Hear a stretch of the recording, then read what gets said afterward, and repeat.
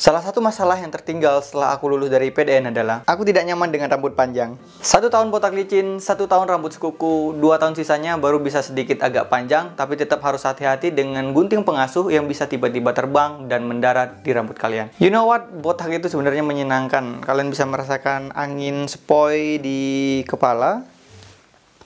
Well, let's just start the video.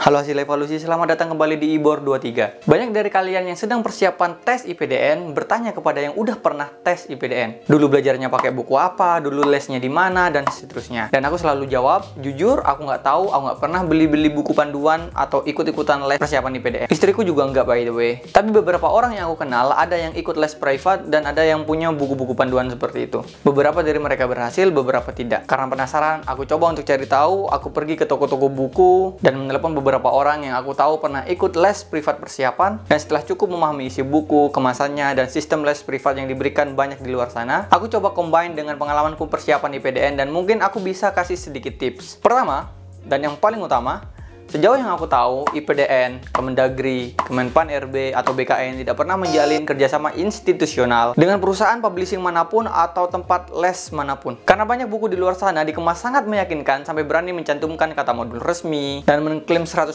dijamin lulus. Ini bullshit. Ini seperti tukang obat yang menjamin obatnya bisa menyembuhkan semua penyakit, padahal dia nggak pernah melakukan perjanjian dengan Allah. Tidak ada buku persiapan yang merupakan modul resmi atau buku persiapan yang bisa menjamin 100% kalian lolos. Kalau ada buku seperti itu, si tukang buku pasti nggak bakalan jualan buku, dia pasti masuk IPDN dan udah jadi PNS sekarang. Sekelas info aja, kalau soal-soal di TKD itu ada ribuan paket soal, dan itu terkunci di server BKN, jadi ini konyol dan jangan tertipu. Menurutku, buku yang bagus untuk dimiliki adalah Kama Sutra. Fokus. Menurutku, buku yang bagus untuk dimiliki adalah buku yang bukan hanya nyediain latihan soalnya, tapi juga pembahasannya. Banyak buku di luar sana hanya menyediakan latihan soal dan kunci jawaban. Ini menurutku kurang baik karena kalian tidak tahu di mana salah kalian dan bagaimana cara menjawab kalau ada soal seperti itu. Tapi kalau kalian bisa tahu di mana salah kalian dan bagaimana cara mengerjakan soal yang kalian tidak tahu itu, mungkin itu bisa menjadi cara kunci untuk menjawab soal-soal lain yang sejenis. Yang soalnya sama, cuman mungkin angkanya beda, pertanyaan beda, dan ya kayak gitulah. Jadi bakalan sama kayak di tempat les-les pelajaran sekolah yang mengajarkan bagaimana cara mengerjakan soal seperti itu. Buku kayak gini bagus karena ngasih keuntungan yang double. Jadi cari buku yang lengkap isinya, berisi soal dan pembahasannya, baik TKD maupun psikologi. Aku berani bilang gini karena dulu aku belajar seperti ini. Kakakku ngasih soal tes CPNS yang dilengkapi dengan pembahasan soal. Besoknya, ternyata soal yang keluar banyak yang mirip, bahkan sama. Jadi ketika aku lupa dengan kunci jawabannya, aku ingat dengan bagaimana cara ngerjainnya. So, sebelum beli, baca isinya, bukan sampulnya. Kalau kalian mempertimbangkan untuk masuk les privat persiapan, prinsipnya sama kayak milih buku. Tidak ada lembaga resmi asuhan lembaga IPDN atau lembaga pemerintahan manapun. Dan nggak ada tempat les yang bisa menjamin kalian bisa masuk. Dan sama seperti memilih buku, pastikan tempat les itu ngasih soal dan ngasih kesempatan untuk membahas soal itu. Dalam hal persiapan fisik, carilah tempat les yang mau menangani konsultasi keluhan secara personal. Karena fisik tiap orang punya kelebihan masing-masing dan punya kelemahan yang beda-beda. Bukan sekedar menyuruh dan mengawasi kalian untuk lari bersama-sama secara kelompok, push up bareng-bareng, dan nggak mau tahu tentang kalian lemahnya di mana dan kurangnya di mana. Caranya sebelum mendaftar dan membayar, pastikan dulu program lesnya, jadwalnya, dan pastikan juga bahwa gurunya mau menerima konsultasi. Dan teman lesnya cakep-cakep. Jadi itu tips dari aku kalau kalian mau beli buku. Juga jawabanku buat kalian yang nanya dulu aku belajarnya pakai buku apa atau les di mana. Next, jadilah lebih cerdas, jangan lihat mereknya apa, tapi lihat isinya bagaimana. Hampir semua buku yang aku temui kayak gitu. Menuliskan resmi, pasti, dijamin, terbukti, apalagi ya.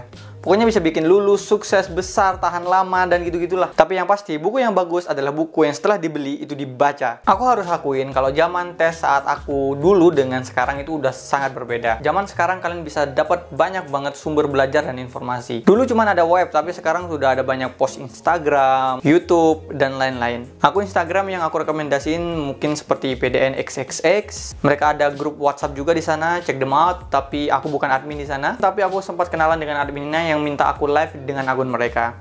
It's pretty good. Untuk web, tentu aku bilang spcp.ipdn.ac.id dan sscisn.bkn.go.id adalah kiblat dari semua portal. Apapun website yang tidak sesuai dengan dua ini adalah salah. Untuk YouTube, selain Kimi Hime, juga udah ada beberapa channel yang ngasih konten-konten yang informatif seperti seniorku Mas Rega Prasetyo, ada juga juniorku Iin, Jevon, IPDN XX, Trik IPDN, dan tentu saja IBOR 23. IBOR 23 adalah resmi, 100% dijamin lulus, gak akan nyesel. Tonton video di channel ini, subscribe, dan ajak minimal 100 dari teman kalian untuk subscribe channel ini. Dan jangan lupa, ayam jago putih, telur, dan beras kirim ke rumah kalau kalian mau lulus. Good luck my friends, sampai ketemu di video selanjutnya. Aku Ibor dari Ibor 23, standing out.